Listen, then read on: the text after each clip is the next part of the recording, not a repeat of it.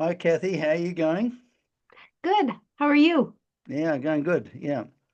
Now, what I wanted to bring up a topic of discussion today is there's a distinction that I think is extremely important, and that is myself as dreamer and myself as observer. Mhm. So there's two modes of ways of being in the world. So when I'm in the world as a dreamer, I'm being dreamed. Things are happening and they're causing me to be happy or they're causing me to be unhappy. Uh, and that experience of being dreamed, where I'm being determined by the world, by objects external to me, the objects that are making me unhappy and the objects that are making me happy, Mhm. I feel elated when I get what I want, and I'm feeling deflated when don't get what I want. So my experience of myself in the dream is I can't help it. I'm being a victim Mhm. and things are causing me to be the way that I am. And I'm also convinced entirely that my upsets are for the reason that I think. It's kind of automatic. I know why I'm upset. If you say to someone, "Do you know why you're upset?" Yeah, I know why I'm upset. It's because of them. Yes, and it's the smoke and mirrors is so effective, the magic trick, where if somebody punches you, you feel pain like that, it all seems to fit together and prove itself that it must have been cause. Yeah, well, because if when we actually believe our identity is the dreaming figure in the dream, everything outside is in that dream, everything is causing us unhappiness. It's true in the context of that. And That yeah, when, to me, yeah, from our perspective, it is true hmm, at well, level two. yeah, if I'm actually in the dream and I take myself to be this psychophysical entity, there are objects outside me that are making me happy and unhappy. So, With the, mercy. yeah, so the experience is very, very convincing. Yes. But then we have another possibility is that here we're and the course it calls it being dreamed, doesn't it? Is that right? That's what the Yeah, we experience ourselves as being dreamed. We're at the mercy of seemingly of forces beyond our control, and we're victimized by the world. Things happen that we don't anticipate, and we have to Mhm. suffer the consequence. Right. Now, so then we have this very interesting phenomena is that the awakening of mind. So we not a, so there's a possibility of a shift where instead of being a dreamer, we can actually appreciate ourselves as a mind. But this isn't a theoretical thing. When I'm being mindful of what's happening, when I'm looking at what's happening, or when I'm being an observer of what's happening, this is the beginning of an appreciation of myself as mind. Yes, it being the dreamer of the dream instead of the dream figure. And so, where is a dream but in a mind asleep? And so we awaken. I think the process with the course would Mm-hmm. be to first when you're reading it, you read about the ego and what the ego is and see yourself in that. And what Mm-hmm. can see what the ego is can't be the ego. So I just want to quote two pieces about what how the ego operates from the Mm-hmm. course. The first is the ego makes um, one evaluation after every encounter. Was it acceptable or does it call for vengeance? So when we look at that and see that's the scope of what I'm doing within my dream, when you can see yourself in those descriptions, the kind of grotesque nature of that. Another quote is, "What is self-esteem to the ego? It is anything that renders the ego temporarily less predatory." And so we have to see ourselves as predators, kind of preying on the dream to get our needs met. When we can see that, that is a motivation to awaken. That leads to awareness of dreaming. When we can see without blinders on, without judgment. Right. So what you're saying is we're presented with the teaching of the Course, but the course only comes alive in us when it actually opens up a way so that we can actually begin to see what is happening. So instead of looking at my experience through my eyes, Hmm. can you just give the first two little ones that you mentioned? You see it either as what the Is first thing? something acceptable or cause for vengeance? Okay, so suddenly you go, yeah, this is very good. I'm feeling good now because I've made some money, or that person liked me, or I'm getting what I want. Do you know what I mean? So I can see that, yeah, when they do it. But when I don't get what I want, I can see the antagonism. So what's it called? So that's A call for vengeance. a call for vengeance. Yes, yeah. Because you, it's very easy to feel that people who have affronted you are deserving of some kind of punishment. Yes, they made me suffer. Ah, yeah, yeah. So here's a teaching of the course. Suddenly, when that teaching comes alive in me, as my way of seeing, I'm now observing with Jesus because I'm seeing my life through his teaching. Right. And what was the second one? To go that again? The ego's version of self-esteem Hmm. is anything that renders us temporarily less predatory. Right. Okay. So because we're always because basically we have this appetite to find happiness and security in objects that are external to us. Right. Is a never-ending thirst. I Never need ending love and thirst. acceptance. I need food and water. I need it all. Right. So when we're in a dream, we're enclosed in a way of seeing ourselves, a way of seeing the world, and a way of seeing other people that we take to be totally true. And unless a new vision comes alive in us, a new way of seeing, uh, unless we become an observer. But we can only become an observer when we're looking at our experience through Jesus's eyes. Right. And you're doing that if you're not judging it and just saying we're all in the same miserable boat here, except there's no Right, boat. right. So we're not talking about denying the experience. We want to examine the experience Yeah. without judgment. In other words, see what is happening in our life without going, oh, that's not very good. I shouldn't be like that. I like that. Yeah, I like myself. So this constant judgment. So as soon as I, for example, you know how they say that perception is interpretation. That's what we Yes. mean by judgment. When I make a judgment, oh, this is not a good situation. Oh, this is a bad situation.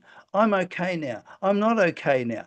These judgments we don't really see because they're unconscious really are constantly projecting an experience that we take is objective to us outside us, but in actual fact it's just simply the judgment taking the form of an experience, and this is what we mean by the dream. Yes. Yeah. I mean, there's no outside of us, but we're convinced there is an outside and that it's impacting us. But it's all happening at the level of the mind, and I don't think we can see that it's happening at the level of the mind. We can't choose against what we're not willing to look at. So we have to look at what we chose in order to experience ourselves as a mind that can choose again. If we're too afraid to look because it's too ugly, how are we going to choose against it? Right, so when I'm having an upset with my spouse and I think that they're a real so and so, I'm having a thought, that's my spouse, she's the cause of my upset, or he's the cause of my upset. And I'm actually dreaming that dream. Yeah. But when I actually am looking at that, when I start the process of forgiveness and I stop blaming, that whole experience disappears. So it proves itself to be unreal, and that there was no external real so and so.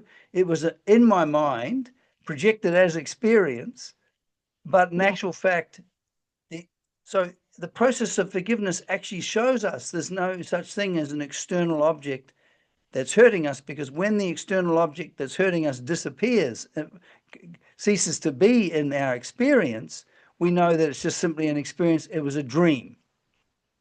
Right. And what held it in place was the sin, guilt, and fear projected outside of us. and kind of poised against us as our enemy. And so, there's that line in the Course, defenses do what they would defend us from. So Hmm. we set up defenses to try to protect ourselves from everyone and everything, but all that really proves to us is that we're helpless and vulnerable. The presence of a defense, when we're willing to be defenseless and look at it, remember that we have a mind. Right. So that's interesting. So we have this fundamental distinction. We're dreaming a dream. We're actually we're not aware we're dreaming a dream. We think it's reality. Yes. And then what the Course introduces us to is the fact that it presents what the real meaning of our experience is.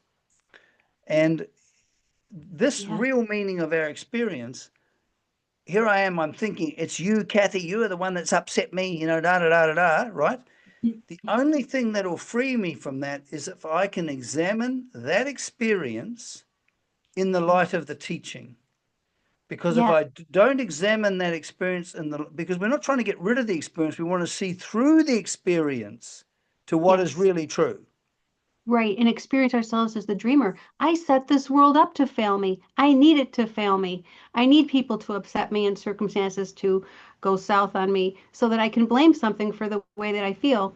But the only true cause of the way I feel is the denial of truth, the denial of self. Right, because we have the teaching that not only is our experience because we believe it, we see it, but we see it. No, was it we see it because we believe it, but we believe it because we want to.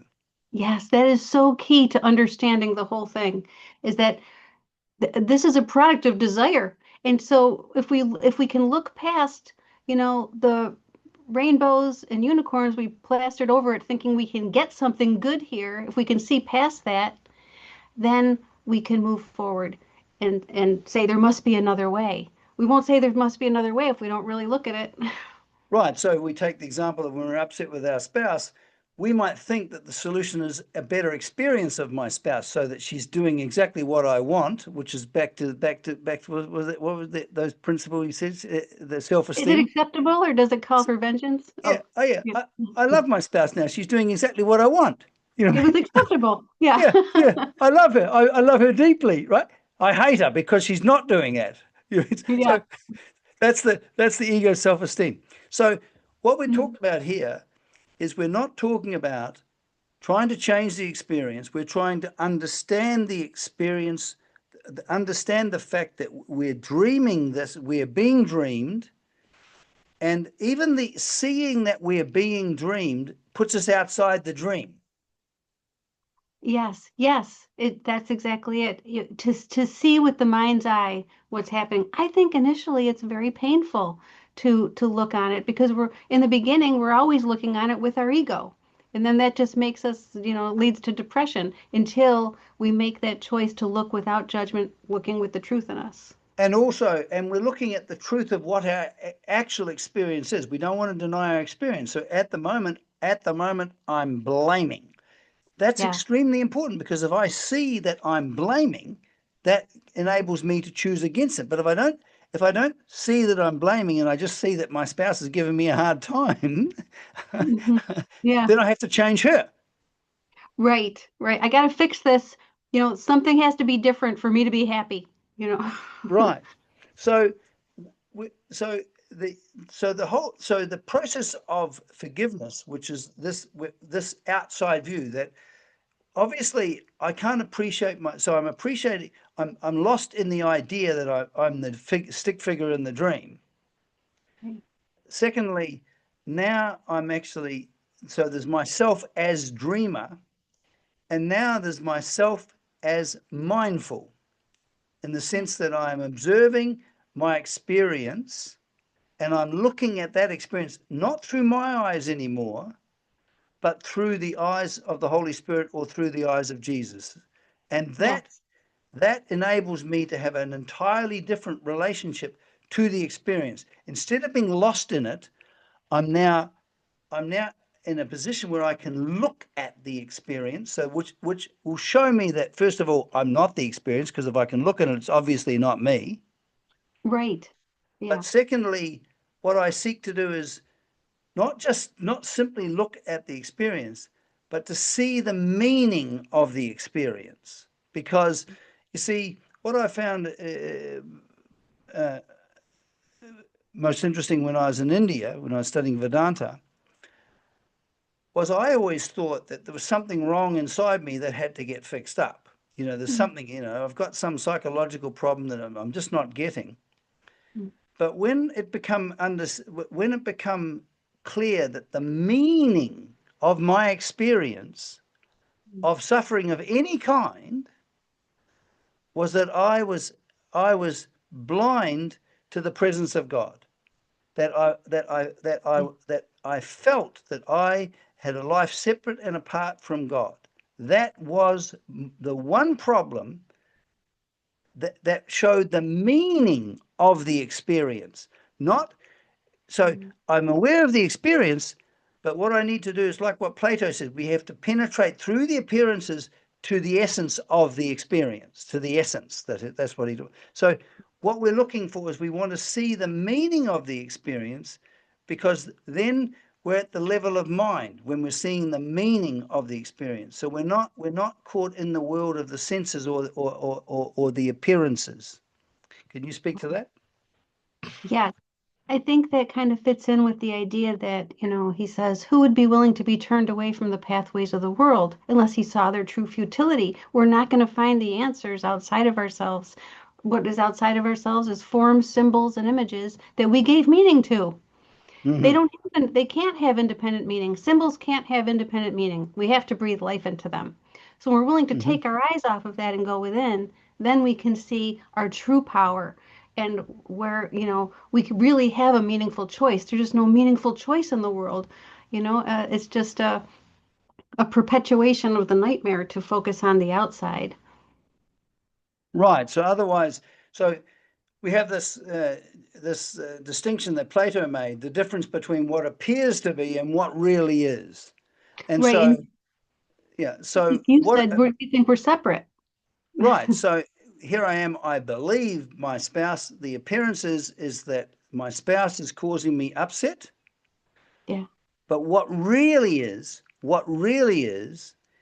Mhm. that my fundamental upset is because if I was abiding in the appreciation of the presence of God, I wouldn't be upset. Right. Be unshakable. Right. But I'm not. I'm experiencing myself as separate and apart from God, and Yeah. and therefore very vulnerable, and therefore subject to all sorts of things happening on the level of form. Right. Mhm.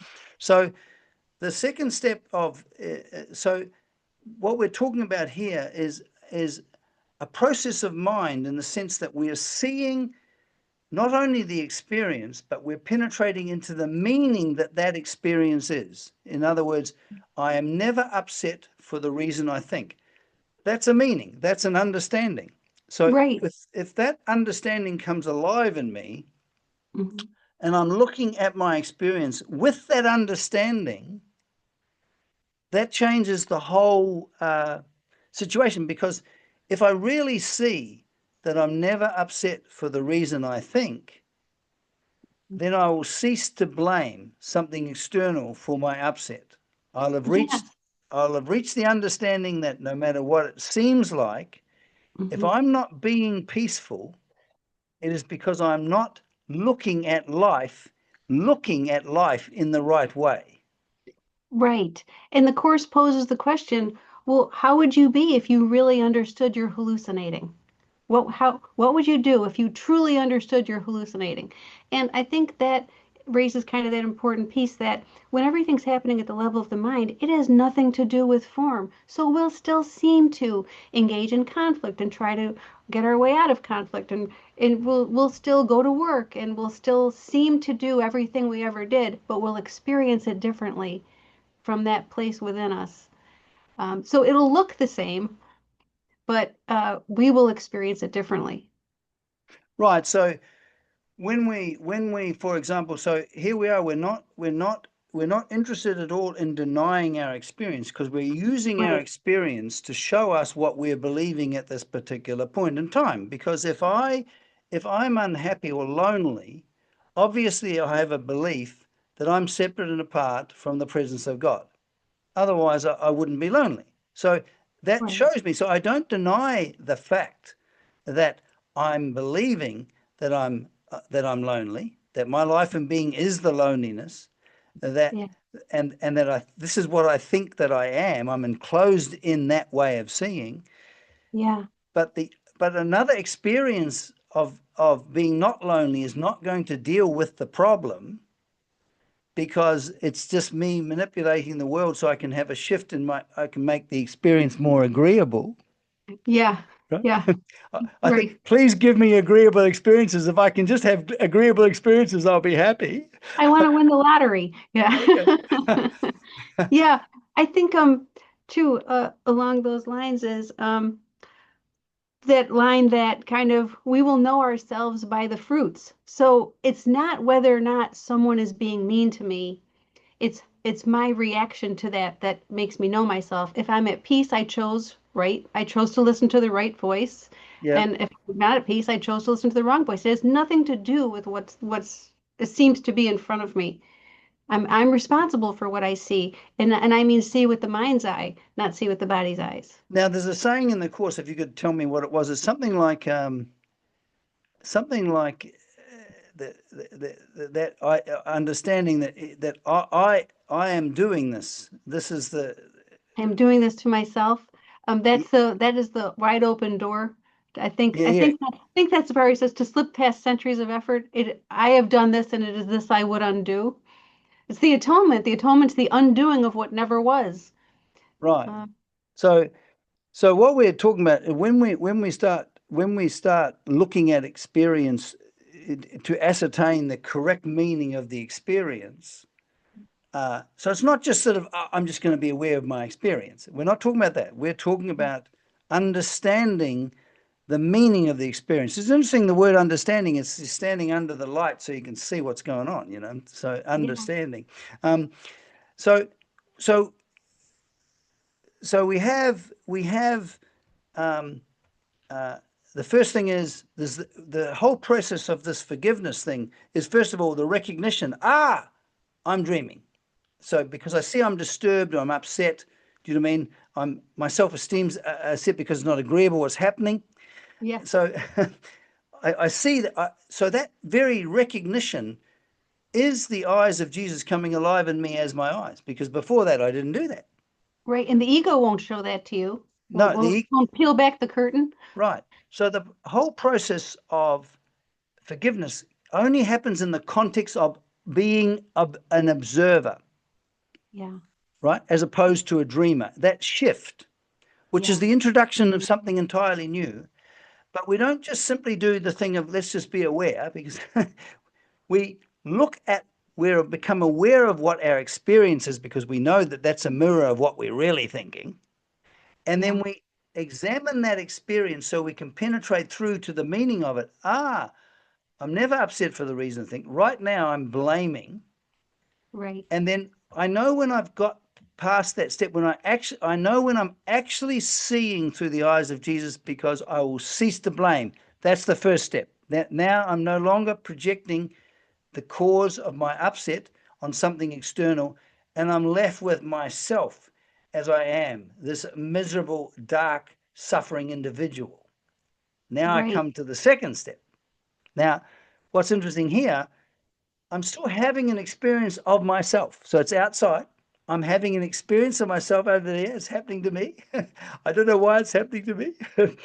But again, the experience of that darkness and misery and the fear of destruction, that experience is downstream from the fact that I am actively choosing to have a life separate and apart from God, because I believe that I am my idea of myself, and for that to die is the most frightening thing. So even though it might be miserable, it's still me, and without me, I'm dead. So right, I'm terribly afraid to actually see that I am nothing, because that means annihilation. Um, so that so that so that again, I'm examining the experience of my suffering, I'm remaining with it, and we're following this wonderful rule in the course, which is, if I do anything. So here I am. I'm in the experience of misery of some sort. It might just a global sense of just misery. Yeah. If I do anything to try and fix it, I'm making it real. Yes. So I have to just simply, how was it? First of all, with that understanding, then I do nothing before that experience. I do Right. absolutely nothing. I simply look, wait, and judge not. Now, Yes. And now I've that gives now you the moment. now I've arrived at a place where I know that I'm caught up. I know that I'm miserable. I'm enclosed in it. I can't do anything about it. Yeah. And then from that agony, I ask, please help me to see that this is simply a dream, that I've never left God's presence, even though I think I have, because this understanding that God's presence is ever present, that I can never get away from it, when I actually see that as a fact, then the experience of the loneliness, the yuck, and all of that sort of stuff will drop away because it's an experience. It's not the reality of me, and then I find myself. I won't jump ahead, but this is the point where I've arrived at the second step in forgiveness, where I'm there's no denial, but there's an understanding that I, the troublemaker, can't fix the troublemaker. Yes, yes. And I think what you described as far as that antidote, asking for help and saying, help me to see this differently, is a willingness to join because we can only join with the ego or Jesus, the truth, Holy Spirit. There's no other option. Bodies, as Ken used to say, you can't join with a body. Bodies were made so we couldn't join. There's only joining with your ego or Jesus and the truth in you. The Right. willingness to join leads to a different experience. Right. Wapnick said an interesting thing. When you turn and ask Jesus for help, what you're turning to is the love and the love that you've rejected, Yeah, that you've rejected, and so here you are. You're now open because you're doing nothing. So you simply look, wait, and now the thing is that the last action is the Holy Spirit. The truth of the atonement comes alive in you and draws you into the heart of God, or draws you into resting in God, in God's presence, right? Which in the course we call that being at home in God, don't we? yeah, And what's interesting there is that now I'm not examining experience anymore. Now it's like what my Vedanta teacher in India said, that that that in terms of being, God is not an object away from us. God is right where we are. And the Course's metaphysics says that me being myself is being in God, right. being Yeah, that's myself. And what's interesting about that is that it's only in being myself in God do I appreciate myself as innocent. That's yeah, what I find very interesting psychologically, because the non-appreciation of that innocence is guilt. right. And we've literally been terrified out of our minds by what you described. There's this, that's what made up a world. So we have to have some kind of appreciation for how, oh, you mentioned it, annihilation. We have to have some appreciation for how terrified we are of annihilation. It gave rise to the world we see, and in all of our defenses. So I think with that understanding, we can be more forgiving towards ourselves and other people when we're not willing to join. Right. We're not willing to join or see differently.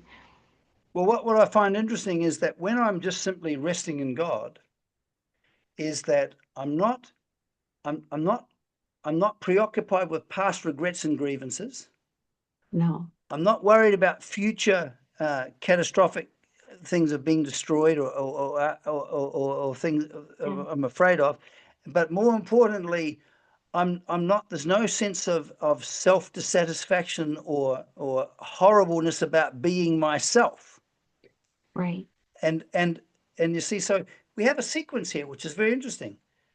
Being myself as dreamer, myself as observer and myself as simply being.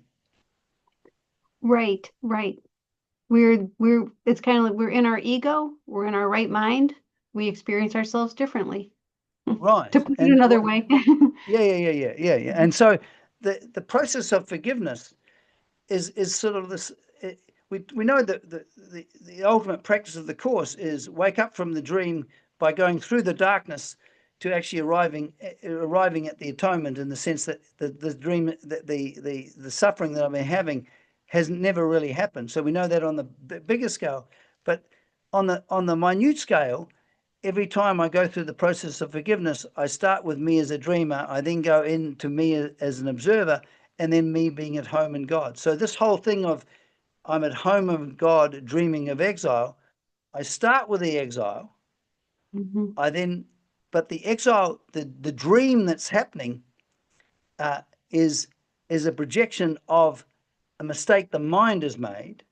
I then, by seeing the right meaning of my experience, I penetrate through the experience, and that drops away, and then I arrive at being at home in God until the next time I fall away. Right. And that's why it's a lifelong practice, lifelong study, because as Jesus says, my brothers are very forgetful. We need reminders of that process. We need reminders of what's happening or what seems to be happening and the way out. Right, right. Because the thing is that what you see, uh, it's like what you say. It's extremely tempting to think that if only I could have experiences that I find agreeable, Mm. then my life will be right. Right. But the thing is, in the world of experience, we're very vulnerable. The only place we're not vulnerable is when we're at home in God, because then our sense of life and being doesn't come from experiences. It comes from the reality that God is. Yes. And To be Go. to be what you've spent your whole life looking for, happiness, joy, and love. You if you are that and deny it, then you'll always be searching for it and never seem to find it. Seek and do not find is the ego's dictate. Right. And you can see really what the Course says, that it's not that the kingdom of God is in us, we are the kingdom of God. So, in other words, ourselves as we really are is our solution. So, being ourselves is being with God. It's also being with our brother, because we're all part of the same sonship, isn't it? Yeah. It's funny how he talks about in the holy instant you walk away with the Holy Spirit's laughter. Behold your idle dream in which this could occur. Well, there's nothing funny if it's real. There's nothing funny if the world's really a cause. But you can hear that laughter in the holy instant, in the right mind. You can see the jest. We Right. were duped. We were duped by perception of form. Right. Because if we don't arrive at a freedom that is not contingent on any external event, Yes. we can't help but be a victim, can we? No. We'll always be pointing the finger, even if it's at ourselves. It's the same as Mm. pointing it at somebody else. Okay. Well, thank you very much for this, Kathy. It's been a really good discussion. Thank you, Bede. My Bye pleasure. bye. Bye bye.